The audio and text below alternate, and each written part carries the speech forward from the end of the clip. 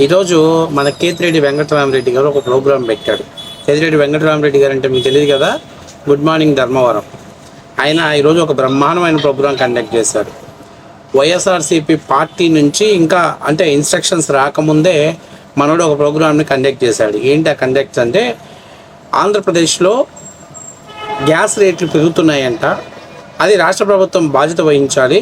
Gas రేట్లు పెంచడం పైన రాష్ట్ర ప్రభుత్వం ప్రజల మీద అధిక భారం మోపుతుంది. దీనికి చంద్రబాబు నాయుడు గారు, లోకేష్ గారు, పవన్ కళ్యాణ్ గారు సమాధానం చెప్పాలి. అది ఈరోజు ప్రోగ్రాం. అయినా రాష్ట్ర వ్యాప్తంగా వైఎస్ఆర్సీపీ పార్టీ ఉంది కదా, 175 నియోజకవర్గాల ఇన్ఛార్జీలు ఎవరు కూడా చేయలే, కానీ ఒక కేతిరెడ్డి వెంకటరామరెడ్డి చేశాడు. ఎందుకంటే మన కేతిరెడ్డి వెంకటరామరెడ్డి అంటే ఆ స్టైలే వేరు. ఎందుకంటే జగన్మోహన్ రెడ్డి బాగా పొగిడి ధర్మవరంలో పేదల భూములన్నీ కూడా గుడ్ మార్నింగ్ ధర్మవరం పేరుతోటి కాజేసినటువంటి ఒక ఏమంటారు, ఒక 420 ఎమ్మెల్యే ఆయన ఇవాళ ప్రజల మీద ప్రేమ పుట్టుకొచ్చింది. ఆయన మాట్లాడుతున్నాడు, 2009-12 వరకు కూడా బ్యారెల్ క్రూడ్ ఆయిల్ ధర $112 ఉంది. ప్రజెంట్ కూడా అదే రేటు ఉంది. అయినప్పటికీ కూడా అంటే దాదాపుగా 2012 తర్వాత ఈరోజు 20 అంటే 14 సంవత్సరాల వరకు కూడా బ్యారెల్ క్రూడ్ ఆయిల్ ధర $112 ఉంది. పెరిగింది లేదు, తగ్గింది లేదు. అయినా ఎందుకు గతంలో 60 రూపాయలు 70 రూపాయలు ఉన్న పెట్రోల్ డీజిల్ ధరలు ఇవాళ 90 రూపాయలు 110 రూపాయలు పెరిగింది అని చెప్పేసి మాట్లాడుతున్నాడు. ఆంధ్రప్రదేశ్లో గత 8 సంవత్సరాల్లో ఈ రేట్లు ఎందుకు పెంచారని చెప్పేసి అడుగుతున్నాడు. అయితే ఒక చిన్న విషయం, మన సార్కు తెలుసో తెలీదో, మధ్యలో 5 సంవత్సరాలు మన జగనన్న ఉన్నాడు. మరి నువ్వు అన్నట్టు ప్రకారమే లీటర్ క్రూడ్ ఆయిల్ ధర బ్యారెల్ క్రూడ్ ఆయిల్ ధర $112 ఉంటే మరి జగన్మోహన్ రెడ్డి ప్రభుత్వంలో భారతదేశంలోనే హయ్యెస్ట్ పెట్రోల్ రేట్లు మన రాష్ట్రంలో ఎందుకు నమోదయ్యాయి, దాని గురించి ముందు మీరు ఎక్స్ప్లెనేషన్ ఇస్తే బాగుంటుంది. ఈరోజు ఆయన గ్యాస్ ధరలు 15 రూపాయలు 20 రూపాయలు పెరగటము, అట్లాగే రీఫిల్స్ని కొన్ని కట్టడి చేయటం, దానికి ప్రధానమైన కారణం ఏంటో ఈరోజు చిన్నపిల్లాడికి కూడా తెలుసు.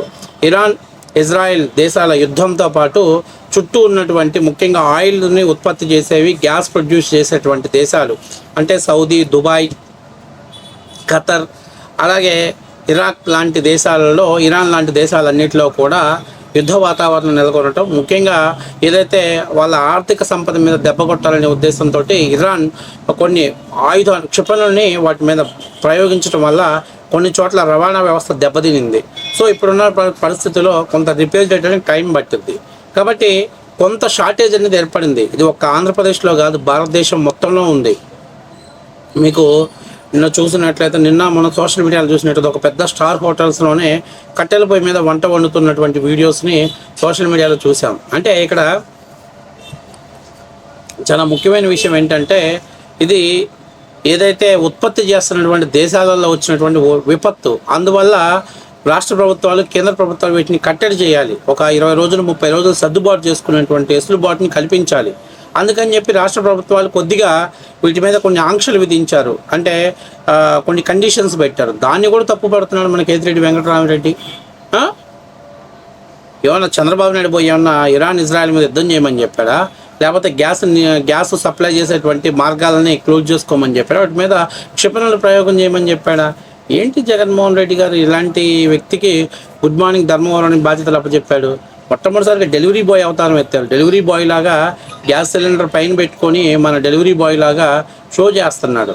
అయా Kethireddy Venkatarama Reddy, first of all 2019-2024 వరకు ఆంధ్రప్రదేశ్లో మీరు చెప్పినట్టే బ్యారెల్ క్రూడ్ ఆయిల్ ధర $112 ఉన్నప్పుడు జగన్మోహన్ రెడ్డి గారు 108 రూపాయల నుంచి 110 రూపాయల వరకు ఆంధ్రప్రదేశ్లో లీటర్ పెట్రోల్ రేట్ అమ్మాడు. ఇదేమి జగన్మోహన్ రెడ్డికి ఆ ప్రభుత్వంలో ఫ్రీగా కొట్టినట్టు, లేకపోతే 70 రూపాయలు 80 రూపాయలకి ఇచ్చిందేమి లేదు.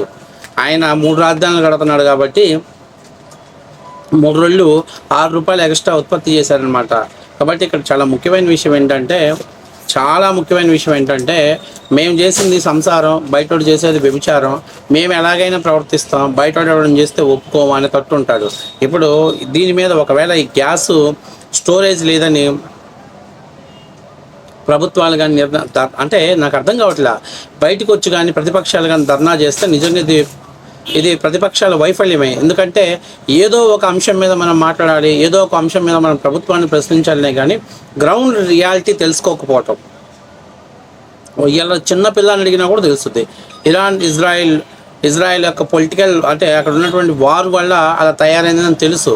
అయినప్పటికీ కూడా ఈయన అసలు ఏ నియోజకవర్గాల్లో పిలిపివ్వాల, ముందు ముఖ్యమంత్రి పార్టీ అధిష్టానం పిలిపివ్వాల, పార్టీ అధిష్టానం నుంచి ఎటువంటి సమాచారం రాలా. అయినప్పటికీ మనోడు ఊపేకు కదా, ఊళ్ళో పెళ్ళి కుక్కలడా ఊళ్ళలాగి ఈరోజు డెలివరీ బాయ్ అవతారం ఎత్తి ఆయన గ్యాస్ సిలిండర్ పైన పెట్టుకొని అబ్బో మామూలు కాదు, పగటి కళలు పగటి వేషాలు వేయటంలో ఈ మధ్య కేతిరెడ్డి వెంకటరామరెడ్డి గారు చూస్తుంటే నాకు తెలిసి బహుశా 2029లో పార్టీ ఓడిపోతే ఈయన ఖచ్చితంగా సినిమాల్లోకి వెళ్తాడు, సినిమాలలో యాక్ట్ చేయడానికి వెళ్తాడు. ఎందుకంటే అద్భుతమైనటువంటి ఆర్టిస్టు, చక్కటి పర్ఫార్మింగ్ చేస్తున్నాడు.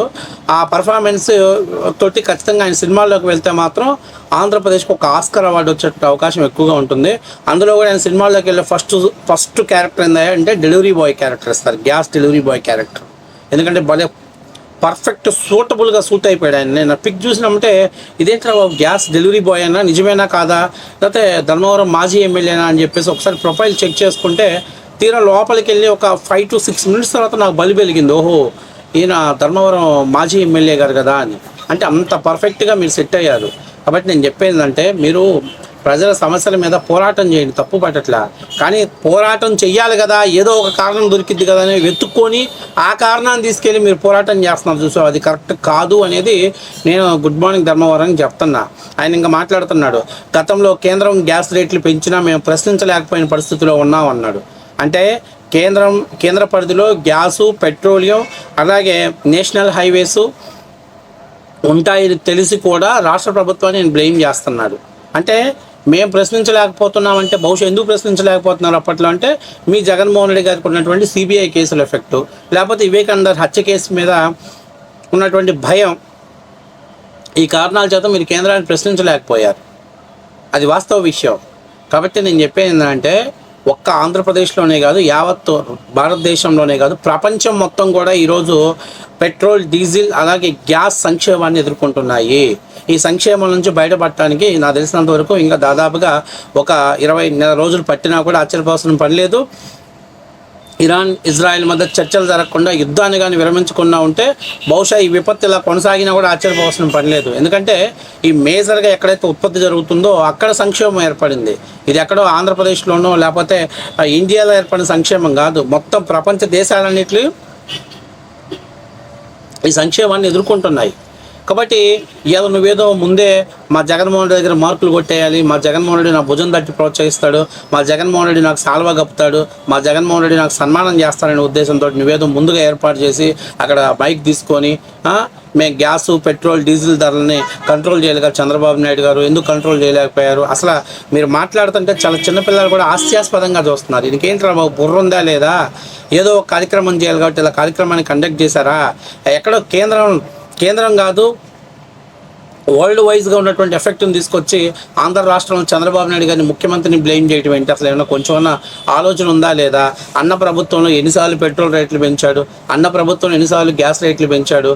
అప్పట్లో మరి ఎందుకు మీరు చౌకగా ధర తక్కువగా ప్రజలకు అందించాల్సింది కదా, అట్లా ఎప్పుడు అందించలా, అది ఎప్పుడు చేయాలి.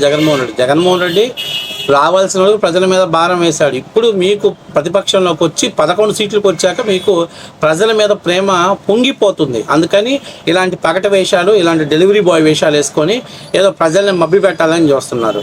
ఇలా నిజంగా సోషల్ మీడియాలో పెద్ద ఎత్తున కామెంట్లు వస్తున్నాయి, ఏందయ్యా కేతిరెడ్డి వెంకటరామరెడ్డి ఈ పగట వేషాలు ఏంటి, ఏదైనా ప్రపంచం మొత్తం ఈరోజు ఫేస్ చేస్తున్న ప్రాబ్లమ్ని ఒక ఆంధ్ర రాష్ట్రానికి ఎట్లా పరిమితం చేస్తామంటూ పెద్ద నెటిజన్స్ కూడా కామెంట్లు చేస్తున్నారు. మరి ఆయన ఆ ఎపిసోడ్ అయిపోయిన తర్వాత మళ్ళీ ఒకసారి చూసుకోవాలి, రివైజ్ చేసుకుంటే ఆయనకు వచ్చిన కామెంట్లు పాజిటివ్గా ఉన్నాయా నెగిటివ్గా ఉన్నాయా చూసుకోవాలి. ఎందుకంటే కేతిరెడ్డి వెంకటరామరెడ్డి ప్రెస్ మీట్ పెడితే ఒక్కొక్క లాజికల్గా మాట్లాడతారనుకున్నారు, కానీ జగన్మోహన్ రెడ్డి మొన్న షంటింగ్ ఇచ్చాడు ఆయనకి. అరే బాబు ఈ పార్టీలో ఉండాలంటే అటదిద్దంగా మాట్లాడాలి తప్పనిచ్చి లాజిక్గా లేకపోతే సబ్జెక్ట్ వైజ్గా మాట్లాడతానంటే ఇక్కడ సెట్ గారు అని చెప్పడంతో మనోడు ప్రస్తుతం వైసీపీ కోవాలోకి వెళ్ళిపోయాడు. ఇప్పుడు వైసీపీ వాళ్ళు ఎట్లాగైతే మూర్ఖంగా పోతారో అదే విధంగా పోతున్నాడు.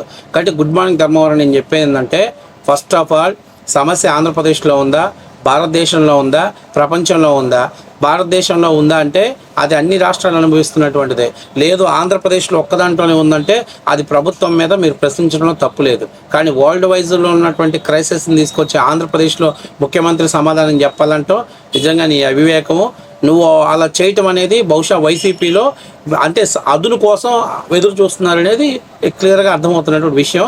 ఏది ఏమైనా ఈరోజు నువ్వు ఎన్ని గ్యాస్ సిలిండర్లు ఎత్తినా, ఎన్ని బండలు ఎత్తి దించినా ప్రజలు దేకే పరిస్థితిలో నువ్వు లేరు. ఇవాళ ప్రజలందరూ కూడా సోషల్ మీడియాలో ఏం జరుగుతుందో అందరికీ తెలుసు. కాబట్టి నేను అనేది ఏంటంటే, ఇవాళ నువ్వు దాన్ని ఏదో కొత్తగా చిత్రీకరించి ఏదో రాజకీయ లబ్ధి పొందాలనుకుంటే అది నీ బ్యాడ్ టైం.